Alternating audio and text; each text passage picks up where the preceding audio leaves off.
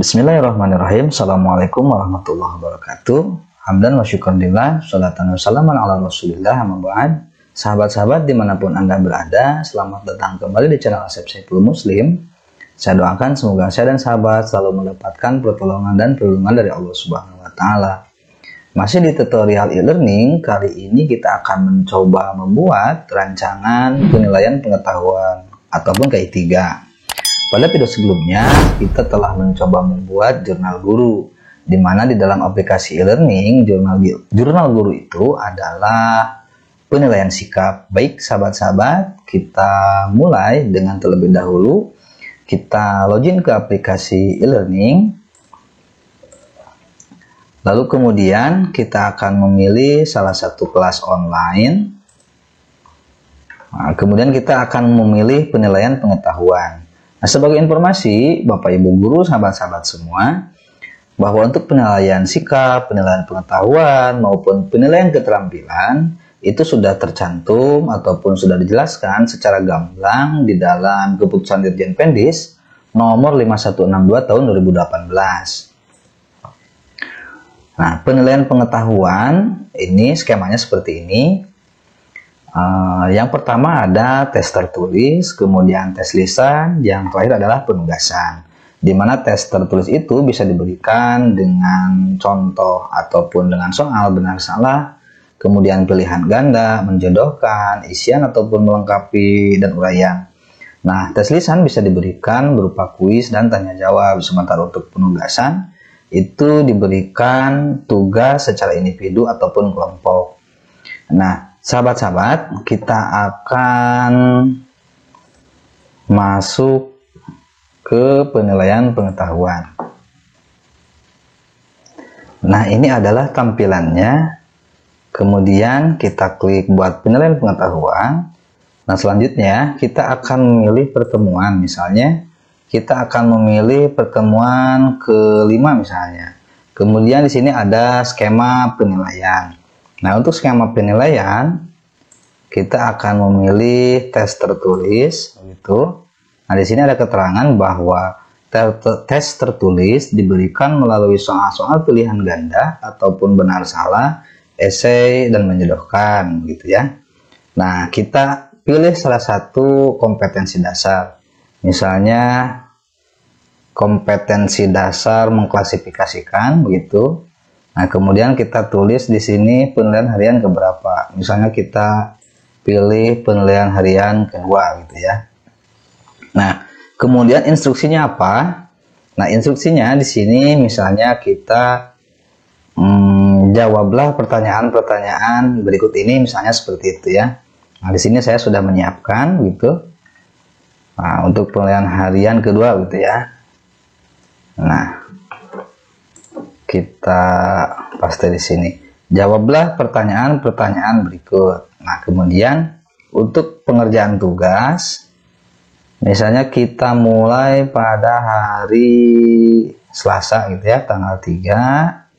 Kemudian jamnya kita atur dimulai pukul 7 dan kita akhiri itu misalnya hari Kamis misalnya begitu ya. Nah, hari Kamis sampai pukul 12 misalnya begitu.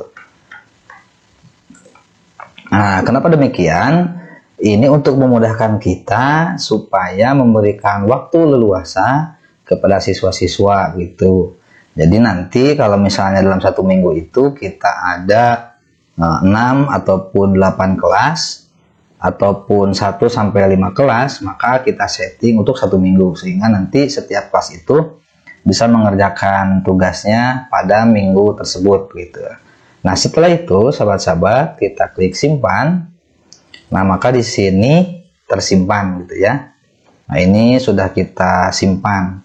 Nah, di sini pertemuan kelima semester ganjil kompetensi dasar 3.2, skemanya tes tertulis, penilaian harian kedua, keterangannya jawablah pertanyaan-pertanyaan berikut gitu. Nah, waktunya 3 November pukul 7 sampai 5 November pukul 12. Nah, seperti itu. Nah, selanjutnya kita akan buat lagi Misalnya pertemuan ke-10 begitu. Pilih skemanya tes lisan misalnya. Nah, di sini keterangannya penilaian yang diberikan melalui kuis atau tanya jawab di dalam kelas gitu ya. Kompetensi dasarnya misalnya ini 3.3, penilaian harian ketiga. Lalu instruksinya misalnya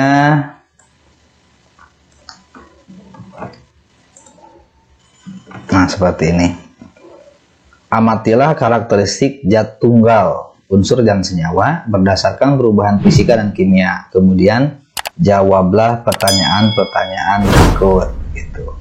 Ini kapan dimulainya? Misalnya di bulan, kita berikan di bulan Desember gitu ya.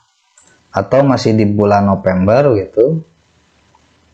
Misalnya di bulan November tanggal 23. Kemudian kita atur pukul berapa begitu. Nah, di sini sampai 28 misalnya gitu ya.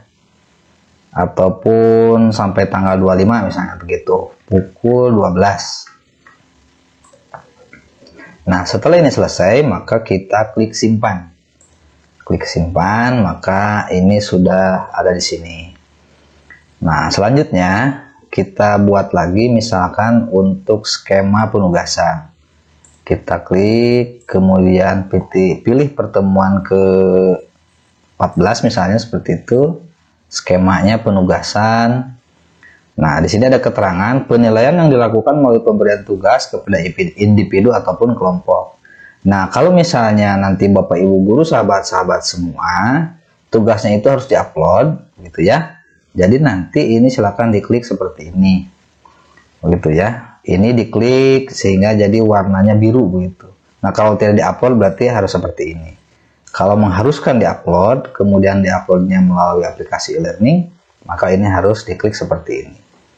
Nah, ini sama begitu. Misalnya kita di sini ya. 3.4 ini ulangan harian ataupun penugasan untuk KD keempat, untuk penilaian harian keempat gitu berupa penugasan. Nah, kemudian instruksinya, instruksinya sudah saya buat di sini. Nah, misalnya seperti ini. Nah, ini berarti bab 4 begitu. Misalnya instruksinya, kerjakan uji kompetensi bab 4 soal nomor 1 sampai 10. Caranya, silahkan pilih salah satu. Yang pertama, boleh ditulis di kertas HVS dan hasilnya dipoto kemudian diupload. Yang kedua, diketik dan hasil print out-nya atau soft filenya diupload gitu.